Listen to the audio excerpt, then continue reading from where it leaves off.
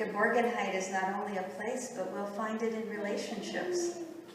What a wonderful image, together as family. Thank you.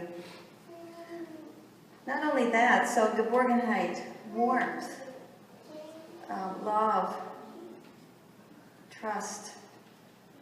You know what? These are essential to being a human. They're essential. Geborgenheit is essential. Psychologists say that the lack of it can do great harm to a person and to their development. I mean, home is one of the first essentials we name, right? What is essential? A home. When someone is homeless, they are most pitied. They're most vulnerable, living unsheltered on the streets. Or to live as an undocumented worker. I think about the gnawing fear that they must live with because they don't have a permanence. And I like what Jeb Bush said a few weeks ago. I really appreciated him putting a human face on such a vexing, and it's a complex issue, I know, but he said the people who come to the United States illegally in search of a better life for their children broke the law, but it's not a felony, it's an act of love. It's trying to survive, trying to find that essential place, a home, a safe place. Part of the struggle to survive in this world. Boy, it's staggering to think that there are millions of people who live and are raised in refugee camps. There are millions of refugees in our world. It's such a staggering number, I can never quite get my mind around it, and I think, there, but for the grace of God go I. Right? How come I got to be born in the United States and another kid was born in the Gaza Strip? You know, do you think like that sometimes? We all need shelter, love, security, trust. Well, let me fill in just a little bit more of my friend Ingrid's story. She was widowed suddenly. Her husband Walter died of a heart attack at age 56. And not only grieving the shock of that sudden loss, but a loss of a future they had planned together. She moved from their home in Austria, where they had raised 5 children. She moved back to the place that she knew as home as a child, seeking that home, that Geborgenheit sense again. And she moved into this cottage, which she named Geborgen House. She knew what she needed and set out to create a new home filled with love and warmth. That would ground her. Being in Springfield would ground her. But Ingrid and Walter knew the most solid ground they had was always from God. God. They embraced God as their Geborgenheit. This missionary couple that traveled the world, you know, learned and knew that God really was their home, their Geborgenheit. They traveled through deep personal valleys like everyone does in their life. God was their sheltering presence over them. And so Ingrid knew God would continue to shelter her, be her home. So, what was this house that Jesus was talking to his disciples about? Well, it was him. Jesus said, look at how he turned the conversation with Thomas and Philip. He said, me, look at me. You know, I'm preparing this place for you, and it's me, and you see it right before you.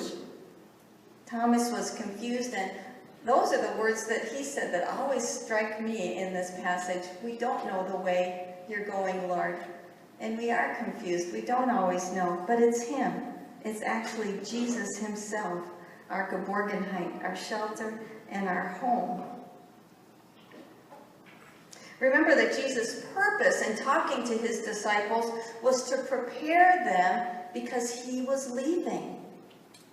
He was leaving, but he wanted them to know that sheltering love and presence would remain with them and that he was going to send them out into the world now.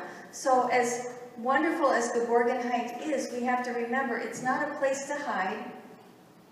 You know, it's not a place to remain because Jesus wants us to go out into the world. He saved us for that reason. And we'll discover that reason as we serve out in God's world. Serve the homeless and the hungry, the lonely and the hurting. But refugee. Jesus said, "Go, but I will be with you." And he said, "I've saved you to do even greater works." So as much as we want to get cozy in that house, Jesus makes it a portable tent and sends us to do his work with our hands. Going back to those summer evenings when the firehouse siren went off and we ran to the garage, we'd sit in the car in the dark, and Dad would turn on WCCO radio, and it'd be all, static and crackly because of the storm outside. And we'd listen to people calling in and to the meteorologists.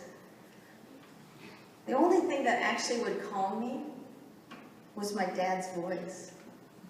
I would ask him, and he must have been very patient, because I remember asking him over and over, "Dad, are we safe? Dad, are we safe?" And each time he would say, "Yes, we're plenty safe."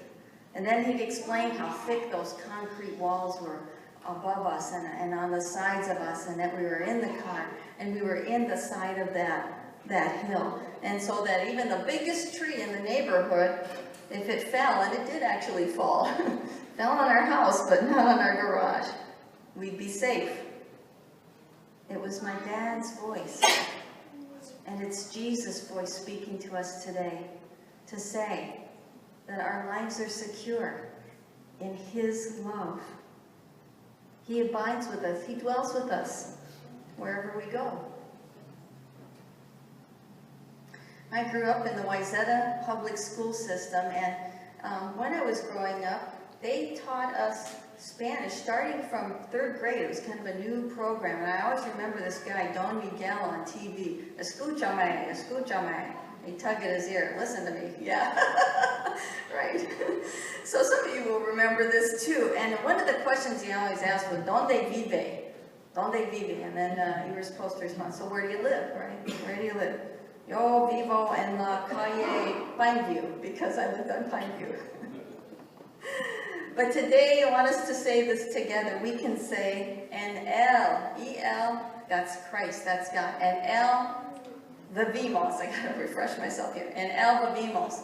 Our home is in God. We live in God. Let's finish by saying that. "En él vivimos." One more time. "En él vivimos." That's Geborgenheit. Amen.